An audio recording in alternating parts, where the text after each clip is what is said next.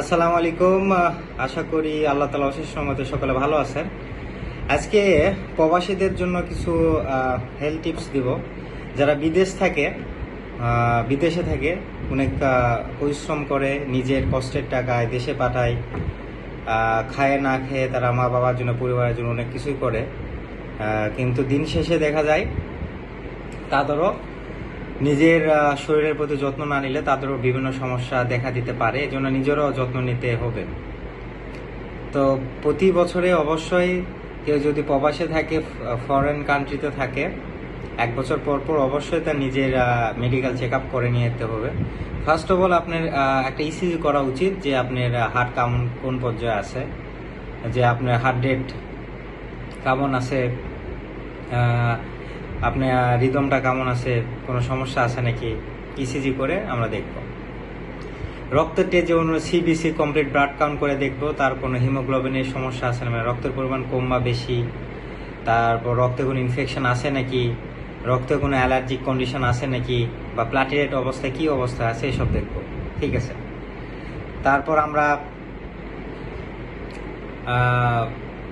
Liver দেখব, এইচজিপিটি করে দেখব লিভার ফাংশন কেমন করতেছে, লিভারের কোনো কার্যক্ষমতা কমে গেছে নাকি, কি অবস্থায় আছে। তো পেশাবের টেস্ট করব, ইউরিন আরএমই করব। এখানে আমরা দেখব যে তার ইউরিনের কালার কি অবস্থায় আছে এবং কোনো পাসেল বা প্রস্রাব দিতে আলবিউমিন যাচ্ছে নাকি, সব আমরা দেখব। র্যান্ডম ব্লাড সুগার দেখব, ইম্পর্টেন্ট। আরবিএস দেখব, ডায়াবেটিসের কি কন্ডিশন আছে।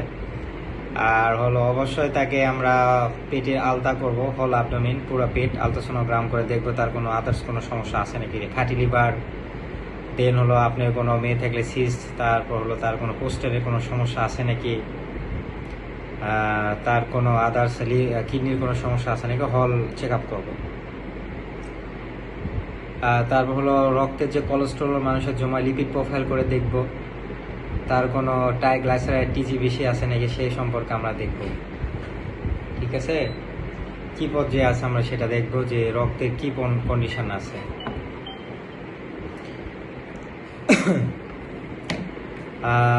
দেন হলো আমরা লিপিড প্রোফাইল করে দেখব, তারপর থাইরয়েড টেস্ট করব, তার থাইরয়েড কি পর্যায়ে আছে, থাইরয়েড টেস্ট,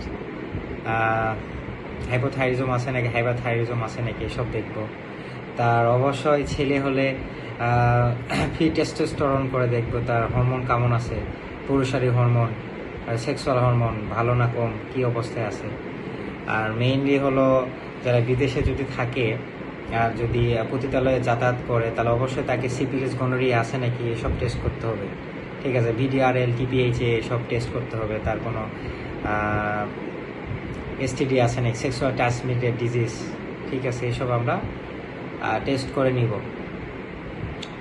আর কিছু হেলথ টিপসের মধ্যে অবশ্যই যে স্বাভাবিকভাবে তাড়াতাড়ি ঘুমাতে হবে, তাড়াতাড়ি উঠতে হবে, এক্সারসাইজ করতে হবে, ব্রেথিং এক্সারসাইজ করতে হবে।